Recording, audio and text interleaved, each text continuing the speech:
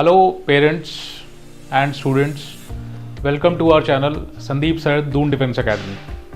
My name is Uday Mehra and I am academic head at DDA and also teaches general studies for defense aspirants. मैं एक important factor discuss करने वाला हूँ जो हमने आपने या जो भी स्टूडेंट्स किसी भी एग्जाम की प्रिपरेशन कर रहे हैं, इनफैक्ट जो स्कूल में भी हैं बच्चे, उन्होंने ये अपनी लाइफ में ज़रूर फेस की होगी और इस प्रॉब्लम को, इस इशू को, इस फैक्टर को किस तरीके से ओवरकम किया जा सकता है उसके बारे में भी आज हम बात करेंगे। तो I welcome you all to our channel. तो सबसे पहले बिफोर एनी एग्जाम, एक महीने पहले तक जब तक बच्चे अपना प्रिपेयर करते हैं किसी एग्जाम तक, उसके बाद बच्चों की दो कैटेगरीज बन जाती है आफ्टर प्रिपरेशन ऑफ 5-6 मंथ्स। एक बच्चे होते हैं जो थोड़े अंडर कॉन्फिडेंट होते हैं, उनको लगता है शायद उन्होंने अपना टाइम वेस्ट किया है एग्ज़ाम में और ज़्यादा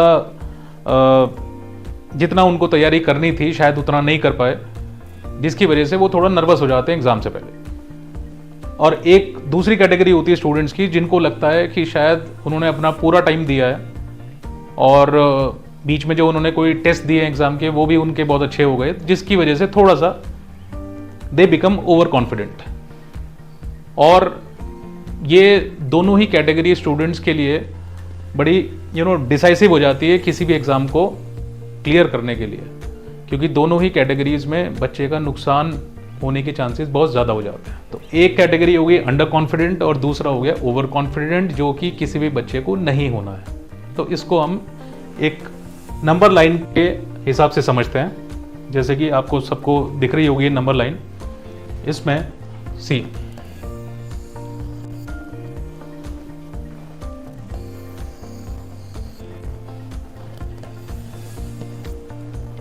नाउ एक वो स्टूडेंट है जिनको लगता है कि एग्ज़ाम के 100 आउट ऑफ 100 में हमको अचीव करना है और हम शायद उसके बहुत नज़दीक पहुंचने वाले हैं। अभी एग्ज़ाम नहीं हुआ है लेकिन उनको लगता है कि हमारी तैयारी बहुत अच्छी चल रही है और हार्डवर्क भी किया है उन्होंने, पूरे साल उन्होंने पढ़ाई भी करी है। लेकिन धीरे धीरे उनको क्या होगा, धीरे धीरे उनका जो कॉन्फिडेंस है वो ओवर कॉन्फिडेंस में बदलना शुरू हो जाएगा। और एक वो स्टूडेंट है जिन्होंने थोड़ा सा हार्डवर्क कम किया है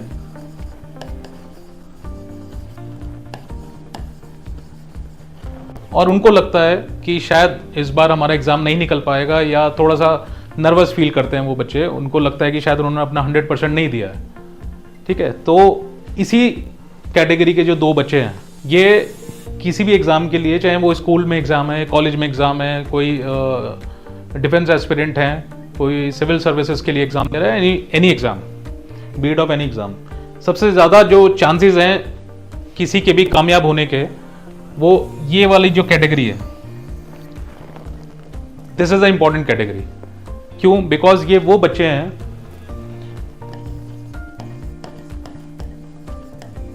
जो पूरे साल ग्राउंडेड रहते हैं। ग्राउंडेड का मतलब है उन्होंने जो भी अपने टेस्ट फेस करे हैं, कोई भी प्रिपरेशन करी है, कुछ भी है, तो वो एक एवरेज तौर पे किया है और इमोशंस उनके सर चढ़ के नहीं बोल रहे हैं। You know what I mean, these guys are grounded. ये आपको क्लास में दिखेंगे, बहुत ही ग्राउंडेड बच्चे हैं, बहुत लाइमलाइट में नहीं आने वाले बच्चे हैं, लेकिन इनको अपने अंदर से पता है कि वो अपनी प्रिपरेशन कर रहे हैं ऑनेस्टली, और जितना उन्होंने सोचा था पढ़ाई करने का उतना वो अपना टारगेट पूरा करते हैं। और ये इस नंबर लाइन पे यहाँ तक रहते हैं बच्चे। And I am talking about before the exam, मतलब आप मान के चलिए हम बात कर रहे हैं 20-30 दिन पहले की बात कर रहे हैं एग्जाम से। तो एक वो बच्चे जो हार्ड वर्कर हैं, जिन्होंने बहुत हार्डवर्क किया है, इनके नंबर भी बहुत अच्छे आ रहे हैं, सब कुछ है, सब उनकी तारीफ कर रहे हैं, टीचर्स के भी वो फेवरेट बन गए हैं, लेकिन उनको धीरे धीरे क्या होगा, उनको ओवर कॉन्फिडेंस हो जाएगा। एक वो बच्चे हैं जो थोड़ा सा कम हार्डवर्क कर रहे हैं और नंबर नहीं आ पा रहे हैं उनके टेस्ट में, नहीं उन्होंने टाइम दिया, अपना टाइम उन्होंने वेस्ट कर लिया या डिस्ट्रैक्ट हो गए हैं, तो वो बच्चे नर्वस हो गए। तो ये भी नहीं बनना है हमको और ये भी नहीं बनना है। सो एग्ज़ाम तक you have to keep your emotions under control और आपको बस डाउन टू अर्थ, या हम बोलें ग्राउंडेड, उस बच्चे को रहना है। तभी वो एग्ज़ाम में अपनी फीलिंग्स को, अपने इमोशंस को कंट्रोल करके अपने एग्ज़ाम को अच्छे से दे पाएगा। अब इसके तरीके क्या है, नेक्स्ट स्लाइड में हम समझेंगे। Mock test series. Now mock test series, mock test का मतलब ये होता है कि आप जो एग्ज़ाम की आप कोई भी प्रिपरेशन कर रहे हो तो एग्ज़ाम वाले दिन में आप किस तरीके से चीज़ें फेस करोगे उसकी तैयारी हम पहले से करके रखते हैं और इसके बहुत सारे बेनिफिट्स हैं। जैसे कि फर्स्ट इज सेल्फ अवेयरनेस। अब ये सेल्फ अवेयरनेस क्या है? अब सपोज आपका एग्ज़ाम है 20th को और आपने 10 तारीख से अपने एक प्रैक्टिस पेपर्स देना स्टार्ट कर रहे हैं और प्रैक्टिस आप कर रहे हो, एग्जाम की तरह ही वो पेपर बनाया, वही सेम डिफिकल्टी लेवल है, इजी भी है, उसमें मीडियम भी है, हार्ड भी है, with in a time constant. Exam में अगर 2 घंटे मिलेंगे तो वो प्रैक्टिस पेपर में भी आपको 2 ही घंटे मिलेंगे। तो वहाँ से सबसे इंपॉर्टेंट क्या है कि आप you will become self aware. आपको अपने बारे में अवेयरनेस हो जाएगी, आपको अपने बारे में पता चल जाएगा कि मैंने कितनी प्रिपरेशन करी थी और मेरा कौन सा टॉपिक वीक रह गया है, कौन सा टॉपिक स्ट्रांग है, कहाँ से किस टॉपिक से किस नेचर के क्वेश्चंस आते हैं। Clear? Second is time management which is very important. अब टाइम मैनेजमेंट, एग्जाम में मिले 2 घंटे हैं, हमको क्वेश्चंस करने हैं 100 सपोज, तो हमको किस तरीके से करना है, कैसे हमको टाइम मैनेज करना है, किस टॉपिक पे हमको ज़्यादा टाइम लगाना है, किस पे हमको कम लगाना है, कौन से हार्ड क्वेश्चन होते हैं, किस तरीके के ईजी क्वेश्चन होते हैं। तो ये आपको प्रैक्टिस हो जाएगी वहाँ पे, ताकि जब आप एग्जाम में जाओगे तो कहीं ऐसा नहीं होगा एग्जाम में कि आपको कोई नई चीज़ मिल रही है वहाँ पे, बिकॉज आप पहले से ही प्रैक्टिस कर चुके हो। आपने 10 पेपर कर दिया, हमने 5 पेपर किए हैं मॉक टेस्ट। क्या होगा कि आपका जो माइंड है it become use two of that paper कि हाँ भाई मैं तैयार हूँ, मेरा माइंड प्रिपेयर है और इस तरीके का पेपर आएगा। अब चाहे डिफिकल्टी लेवल ऊपर नीचे कुछ भी हो सकता है, लेकिन एटलीस्ट आपको वो पेपर सॉल्व करने का एक तरीका पता होगा। Third factor is checking your difficulty level. Difficulty level का मतलब ये हो गया है कि कुछ क्वेश्चन ऐसे होते हैं जो एक सेम क्वेश्चन है, एक बच्चे को वो इजी लगेगा, दूसरे बच्चे को वो हार्ड लगेगा। तो आपका डिफिकल्टी लेवल क्या होगा वो आप खुद ही जज कर पाओगे अगर आप प्रैक्टिस करोगे तो प्रैक्टिस पेपर इसलिए इंपॉर्टेंट है। Then next is pressure handling. अब ये सबसे इंपॉर्टेंट होता है। आप मैचेस भी देखते हो, क्रिकेट मैच होता है, फुटबॉल मैच होते हैं, वर्ल्ड कप मैचेस होते हैं, इसमें आप देखते हो कितने लोग आपको देख रहे हैं मैच, जो भी प्लेयर्स होते हैं, तो प्रेशर बहुत ज़्यादा होता है। तो प्रेशर में कैसे परफॉर्मेंस होती है, ज़रूरी नहीं है कि जो नेट प्रैक्टिस में जो अच्छा स्कोर कर रहा है, नेट में अगर अच्छे रन मार रहा है, तो ज़रूरी नहीं है कि वो लाइव जो मैच होगा उसमें भी अच्छी तरीके से ही परफॉर्म करेगा। This is not this is not 100% true. क्यों? Because pressure handling. अब ये अगर प्रेशर हैंडल करना आता है तो आप एग्ज़ाम में नर्वस नहीं होगे। अगर आपको दिख गया कि ठीक है यार डिफिकल्ट क्वेश्चन है, कोई बात नहीं, स्किप कर सकते हैं, एक बार ट्राई किया नहीं हुआ, ठीक है हमें टाइम ख़राब नहीं कर रहा है, तो we can skip that question, आप आगे बढ़ो, नेक्स्ट क्वेश्चन पे आ जाओ। तो आपको प्रेशर नहीं लेना है। मान लो एक सीरीज से 10 क्वेश्चन टफ आ गए, तो 10 क्वेश्चन नहीं हैंडल हो गए, तो इसका मतलब ये नहीं है कि पेपर नहीं होगा मेरा, और हमको कोई 100 आउट ऑफ 100 नहीं मार रहे हैं वहाँ पे, है ना। सो ये आपको ये सिखाएगा मॉक टेस्ट कि आपको प्रेशर किस तरीके से हैंडल करना है। अगर डिफिकल्ट क्वेश्चन आ रहे, नहीं हो पा रहा है क्वेश्चन, तो अगले क्वेश्चन पे आ जाओ, लेकिन वो जो प्रेशर है उसको आपको माइंड में बिल्कुल भी एंटर नहीं होने देना during the exam. Next is stress release. अब स्ट्रेस बहुत इंपॉर्टेंट है। आजकल तो बच्चे बहुत ज़्यादा स्ट्रेस में रहते हैं, पेरेंट्स बहुत ज़्यादा स्ट्रेस में रहते हैं कि बच्चा कैसे परफॉर्म करेगा, क्या करेगा। तो ये एक बहुत अच्छा तरीका है मॉक टेस्ट आपको अटेंड करने का, कि मॉक टेस्ट में हम अपना प्रैक्टिस करके पता चल जाएगा हमको कि ठीक है यार मैं किस तरीके से मेरी तैयारी चल रही है। अभी मेरे पास टाइम है, मेरे पास 1 महीना है सपोज, तो मैं अपनी प्रिपरेशन को, या कोई टॉपिक मेरा वीक रह गया है तो उसको मैं अच्छी तरीके से दोबारा प्रिपेयर कर सकता हूँ, मैं उसके और प्रैक्टिस क्वेश्चन लगा सकता हूँ, तो वो मेरा हेल्प करेगा एग्जाम के अंदर। तो स्ट्रेस भी धीरे धीरे इससे आपका रिलीज हो जाएगा। और जो सबसे इंपॉर्टेंट फैक्टर है दैट इज योर EI और EQ। नाउ ये EI और EQ क्या होता है, और ये चेक करना बहुत इंपॉर्टेंट है। और एग्ज़ाम के अंदर जो आपका सक्सेस रेट है और एग्ज़ाम के बाद जो आपकी लाइफ चलेगी उसमें जो आप सक्सेसफुल जो आपका सक्सेस रेट रहेगा that will be dependent on EI and EQ। अभी तक हम बचपन से सुनते आ रहे हैं, हम सब लोग समझते हैं, हमारे पेरेंट्स भी बात करते हैं, वो करते हैं IQ पे। Now what is IQ? IQ होता है इंटेलिजेंस क्वोशिएंट, बच्चा कितना इंटेलिजेंट है। अब उसकी जो इंटेलिजेंस है वो किस तरीके से चलती है। इंडिया की अगर मैं बात करूं, इंडिया के जो एग्ज़ाम्स हैं, जो कॉम्पिटिटिव एग्ज़ाम्स होते हैं, या जो भी जॉब के लिए जो रिक्वायरमेंट होती है, उसमें वो एग्ज़ाम देते हैं अपना, और एक डिफाइंड सिलेबस होता है, उस सिलेबस को पढ़ के आओ, आपने वो MCQs लगाए या आपने सब्जेक्टिव आंसर किए, स्कूल में किए, आपने आंसर राइटिंग करी, और उसके बाद उस बच्चे का IQ पता चल जाता है कि ठीक है भाई ये इंटेलिजेंट बच्चा है, इसने अच्छी तरीके से पढ़ाई करी है, इसने अब डिस्ट्रैक्शन नहीं हुआ है इसका, इसने हार्ड वर्क किया है, स्मार्ट वर्क किया है। तो वहाँ से IQ पता चलता है, ठीक है। बट IQ जो पहले हुआ करता था या जो जिस पे पहले फोकस किया करता था, IQ से ज़्यादा इम्पोर्टेंट अभी ये बन चुका है, दैट इज़ EI और EQ। इस पर हम बात करते हैं नेक्स्ट स्लाइड में। इमोशनल इंटेलिजेंस और इमोशनल कोशेंट, EQ, ये क्या है? It is the ability to understand, use and manage your own emotions in positive ways to relieve stress, communicate effectively, overcome challenge and diffuse conflict in exam। इसका क्या मतलब हुआ कि जो बच्चे का जिसका EI अच्छा है, डेट मीन्स इमोशनल इंटेलिजेंस या इमोशनल कोशेंट उसका अच्छा है। इमोशनल कोशेंट का मतलब ये हो गया कि उसके जो इमोशंस हैं वो इमोशंस उस पर हावी नहीं हो रहे हैं उसके दिमाग पर। अब इमोशंस में चाहे वो सैड फीलिंग हो सकती है या वो हैप्पी फीलिंग हो सकती है या ओवर एक्साइटमेंट हो सकती है। मान लो पेपर आया आपके एग्जाम में, आप पेपर देखकर ओवर एक्साइटेड हो गए, है ना, या फिर पेपर थोड़ा सा टफ आ गया तो आप थोड़ा सैड हो गए, थोड़ा नर्वस हो गया, यार मैं कैसे करूँगा, मेरे हाथ कांपने लगे पेपर देखकर, नहीं होगा तो पता नहीं क्या होगा, मैं आगे का सोचने लगाऊँ। उन सब चीज़ों से हमको बचना है। वो सारे फैक्टर्स जो होते हैं ना, वो क्या करेंगे, वो आपकी परफॉर्मेंस खराब कर देंगे उस दिन एग्जाम की। सो ना तो ओवर एक्साइटेड होना है पेपर देखकर कि भाई ये तो मेरा करा हुआ है, ये क्वेश्चन तो मैंने देखे हुए हैं और बहुत ईजी पेपर आ गया, और ना ही ओवर ओवर नर्वस होना है कि भाई ये पेपर नहीं हो रहा है, मेरे से बड़ी दिक्कत हो जाएगी फिर तो आगे। तो इसके बीच का जो बैलेंस है वो कहाँ से आएगा, वो यहाँ से आएगा। और ये I am not talking only about exam, but आपकी लाइफ में भी ये फैक्टर बहुत इंपॉर्टेंट है, रोल प्ले करेगा इमोशनल कोशेंट का। बहुत सारी चीज़ें अभी आपकी लाइफ में आएंगे, एग्जाम के बाद आएगा, है ना, आपकी जॉब लगेगी, आप आगे सक्सीड करोगे, आप प्रमोशन के लिए ट्राई करोगे, XYZ बहुत सारी चीज़ें होती हैं। तो आपको अपने इमोशंस को ना कंट्रोल करके रखना है। जिस बच्चे ने ये इमोशंस कंट्रोल करना सीख लिया, उसके chances of growth, chances of success in life वो थोड़े ज़्यादा हो जाते हैं। तो अब देखो यहाँ हम किसकी बात कर रहे हैं, ये आपका क्या करेगा, ये EQ अगर वो बच्चा अप्लाई कर रहा है या वो EQ है उसके अंदर, तो पहली चीज़, क्योंकि वो एक्साइटेड नहीं हुआ, ओवर एक्साइटेड नहीं हुआ, वो ओवर नर्वस नहीं हुआ, तो उसको स्ट्रेस नहीं होगा एग्जाम में, ठीक है। तो पहला चीज़ हो गई कि वो स्ट्रेस उसका रिलीव हो जाएगा। सेकेंड क्या हो गया, कम्युनिकेट इफेक्टिवली। अब कम्युनिकेट कैसे करेगा एग्जाम में, किससे करेगा कम्युनिकेट?